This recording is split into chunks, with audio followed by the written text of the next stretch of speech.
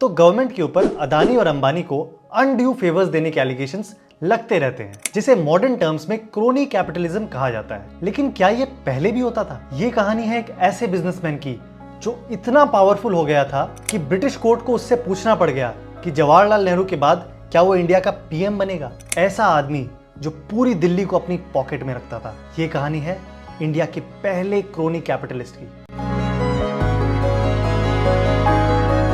तो जयंती धर्मा तेजा की फैमिली कितनी इन्फ्लुएंशियल थी उसके एग्जाम्पल्स देता हूं। जयंती जिस दिन पैदा हुआ, महात्मा गांधी उसके घर पर थे। सुभाष चंद्र बोस, जवाहरलाल नेहरू, जयप्रकाश नारायण उसके घर पर आते जाते रहते थे, क्योंकि जयंती के पापा एक बहुत बड़े फ्रीडम फाइटर थे। अब जयंती ने अपनी इनिशियल एजुकेशन इंडिया से की, फिर फॉरेन चला गया, जहां से उसने न्यूक्लियर फिजिक्स में हायर एजुकेशन की।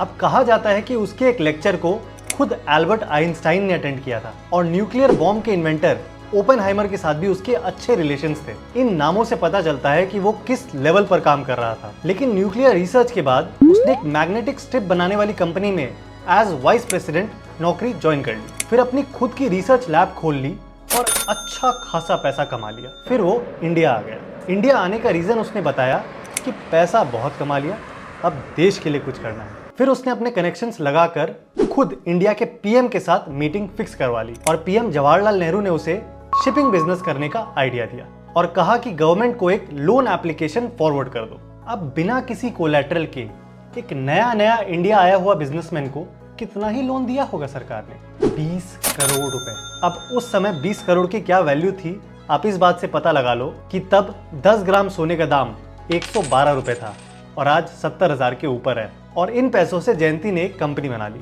जयंती शिपिंग कॉर्पोरेशन, और एक जापानीज फर्म के साथ जॉइंट वेंचर कर लिया। और कुछ ही टाइम के अंदर उसके पास 26 शिप्स की कार्गो फ्लीट हो गई और पूरे इंडिया का 40% शिपिंग जयंती अकेले संभालने लगा। वो पूरे इंडिया में फेमस हो गया। अब जयंती की इतनी बड़ी सक्सेस इतनी तेजी से कोई हजम नहीं कर पाया, और हर कोई सरकार को उसकी सक्सेस का जिम्मेदार मानता था। लेकिन कंडीशंस हमेशा सेम नहीं रहती है। तो 1965 में पीएम नेहरू की डेथ हो गई। Jawaharlal Nehru, chief minister of his country since India became independent in 1947, died at the age of 74. जिसके बाद लाल बहादुर शास्त्री ने रेगुलेशंस थोड़े टाइट कर दिए, और 1966 में तो इंदिरा गांधी ने जयंती पर इंक्वायरी बिठा दी। और इंक्वायरी में ये सामने आया कि एक इंस्टॉलमेंट के बाद जयंती की कंपनी ने उस जॉइंट वेंचर वाली जापानीज फर्म को 1 रुपया भी नहीं दिया था। और बुक्स को एनालाइज करके पता चला कि जयंती शिपिंग कॉर्पोरेशन तो लॉसेस बुक कर रही है, और दूसरी तरफ जयंती की पर्सनल वेल्थ बहुत तेजी से ग्रो हो रही है। इसी बीच ऑपोजिशन पार्टीज जयंती के खिलाफ पार्लियामेंट में हल्ला करने लगी। इंदिरा गांधी पर एलिगेशंस लगे कि जयंती ने इंदिरा को एक बहुत महंगा मिंक कोट गिफ्ट किया था, और राजीव और संजय का लंदन में रहने का सारा खर्चा जयंती खुद उठाता था। और एक बार एक फॉर्मर एम्प्लॉय ने जयंती को संजय गांधी को बोलते हुए सुना, संजय बेटा पैसे चाहिए। एक और बहुत खतरनाक एलिगेशन लगा। लाल बहादुर शास्त्री की ताशकेंत में जब डेथ हुई तो जयंती भी ताशकेंत में ही था। क्या देश के दूसरे प्रधानमंत्री लाल बहादुर शास्त्री की मौत के पीछे शिपिंग टाइकून धर्म तेजा का हाथ था? लेकिन जैसे ही लाल बहादुर शास्त्री जी पावर में आए as a prime minister, Teja के ऊपर इनकम टैक्स की इंक्वायरी हुई और वो रातों रात देश छोड़कर भाग गया। उसके बाद जब लाल बहादुर शास्त्री जी ताशकेंत में गए थे और जहां पर शास्त्री जी की मृत्यु हुई थी, तेजा भी वही थे। नो। हालांकि फॉरेन मिनिस्टर ने क्लैरिफाई किया कि वो कोई और तेजा नाम का आदमी था।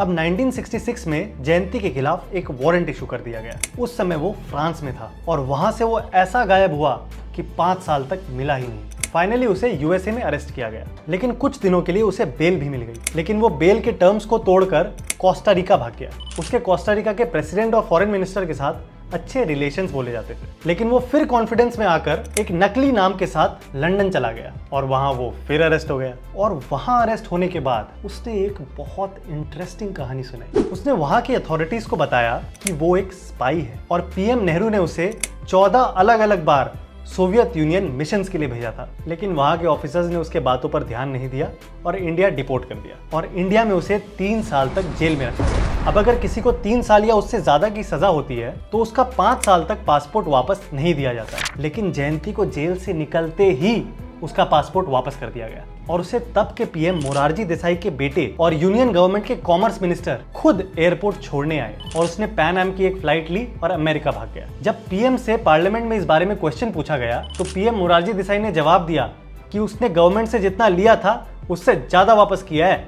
अब एक इंटरेस्टिंग बात बताऊं, उस पर 9 करोड़ का टैक्स पेंडिंग था। जब मोरारजी देसाई की सरकार चली गई और चौधरी चरण सिंह पीएम बनकर वापस आए तो उन्होंने पैन एम एयरलाइन पर केस कर दिया कि उन्होंने एक वांटेड फ्यूजिटिव को भगाने में हेल्प की। तो पैन एम ने आर्ग्यू किया कि सरकार के ऑफिसर्स और मिनिस्टर्स खुद उसे एस्कॉर्ट करने आए थे, तो उसमें उनकी क्या गलती। फिर कुछ टाइम बाद पैन एम ऐसे भी बर्बाद हो गए और बैंक्रप्सी फाइल कर दिया तो केस बंद हो गया।